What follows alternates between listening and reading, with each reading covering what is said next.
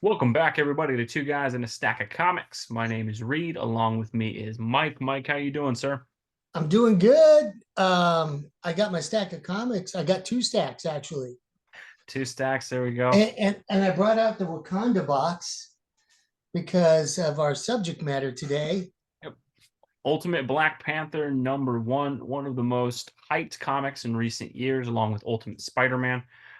Pretty soon after this, we're going to have a review both of Ultimate Spider-Man 1 and Ultimate Spider-Man 2. But me and Mike have both wanted to kind of cover Black Panther on its own and look at it. Black Panther's a very interesting character as far as the last few years in terms of with the movie integration with the MCU. You've kind of seen his star as a character rise quite a bit, although I think the comics have really failed to match that. And that while he has had a lot of high profile runs, there was a run with Ta-Nehisi Coates and then John Ridley, and there's a current one going, I believe, with Eve Ewing. All of those have seemingly been pretty disappointing in terms of just the overall presentation of T'Challa as a character. Some of the runs seem to focus on all of the other characters, and then the John Ridley one was heavily criticized for kind of being very anti T'Challa, sort of painting him as a shady sort of figure when it didn't need to be. And so it's Not really this cool one. to see him get a fresh start in a new universe. I think this ultimate universe, T'Challa is the perfect kind of character for this. In that, I think when you look at some of the seminal runs of the character, some of the early stuff with like Don McGregor, the stuff that Christopher Priest, Reginald Hudlin did on the character. There's a lot of great runs of the character. Just recently, I think the last decade or so, he's kind of taken a back seat in his own book. I think also, and it's been surprising even in the movies, with obviously with the tragic death of Bozeman, that you had kind of even the movie franchise bench T'Challa. Obviously there's some circumstances around that that make that a little understandable. But I think even though his profile's never been higher, it's a little bit anti T'Challa ish lately in the comic book space. And so I thought this was a great starting point for it. Mike, I know you are a fan of old school Marvel characters. You and I kind of approached T'Challa from the whole attended Stan Lee, Jack Kirby thing of his debut in Fantastic Four. But getting to read this Ultimate Black Panther #1, what were your thoughts on it, and how do you think the run started out for you? I really liked it. Like you mentioned, this one brings it all back to T'Challa, and it really sets the stage for some palace intrigue going on, some really good villains that are cropping up, and some powerful decisions that T'Challa has to make. I don't know if we want to do spoilers or not, but there's some Yeah, intrigue. what we'll do, we'll just kind of do spoilers on the book, and it's a couple weeks out. I think if you haven't read it, we'll try not to spoil every single detail of it. But I think The other thing is, if you haven't read it, it could be like your copy got lost with the yeah, 12,000. That about what was 12,000 of these things. Crazily, like crazy that you'd have a comic that was in very high demand that would be the one that was lost. I wonder if they're all at CGC waiting to Yeah, get slabbed for like 125 bucks a piece. I don't know. Something crazy's going on, no, but very interesting things happening with that. yeah. So if you didn't get a copy, keep checking back with your local comic shop. I No, know. but I mean, before we get into the room, yeah, both me and Mike able to get one because of local comic shops. So with a lot of these ultimate comic books, if you're wanting to kind of start out with these, especially even these second printings of these are selling out as they come out. Definitely go to your local comic shop if you get a box with them. A lot of places they'll hold it. It's the only reason I was able to get a copy. I had to get my work day. If I'd have just come after work, no way I would have been able to pick up the copy. Same thing with Ultimate Spider-Man. So a lot of good things there. I think I would agree with you as far as your initial thoughts on it. I thought, one, I love that this is truly about T'Challa. There are some interesting things going on. You kind of have basically the armies of Ra and Khonshu, so you kind of have like Moon Aren't you? Knight sort of in there, becoming antagonistic towards Wakanda. But I love that this was kind of a character introduction to this version of T'Challa. What I think this did well is I think it did MCU eyes T'Challa a bit. You can kind of tell with the costume and his father being involved in Shuri and Okoye and things like that. And those have always been characters in the books. But I think really if you're coming off of the movies, it's kind of cool because you get to see some familiar names, see them in some different roles. It remixes things, but I think if you had an understanding of the films and stuff like that, it's like, oh, hey, I know who that is. I know who that is. And I think for a comic, me and you have always talked about, hey, if you've got these movies, these multi-billion dollar platforms, your comics should sort of mirror that. You shouldn't throw out all of continuity, but Marvel's been doing that anyway without honoring the movies. So if Right. you're going to do it, launching a new universe and tying into some elements of those popular films certainly seems to be a good thing. And I think Brian Hill, the writer on this, did a really good job It of was making it so fresh. good. Like, the interaction with his father, like in a few short panels, you get a setup for the gravitas, which is their relationship. And I think there was a line in there where he said, I stand in your shadow, father.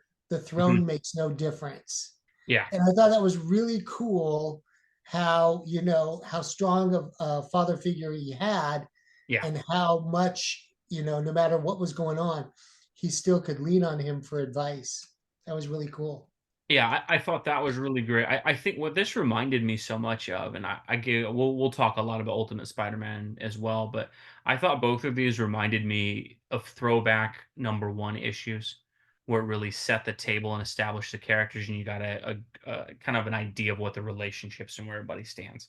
It doesn't overload you with just a bunch of exposition, but you kind of get who the pieces are and where the moving things are.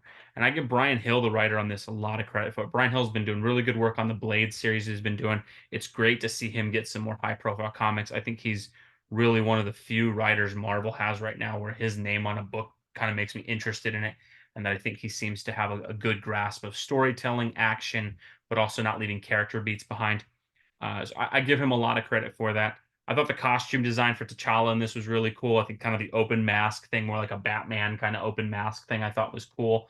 Makes it look different, but still honors a lot of the previous Black Panther costumes and does bring it close to that MCU look, which again, I'm a fan of. If you're going to have these properties that brought stuff there and you're going to launch a universe, makes complete sense that you're going to adapt some of those elements.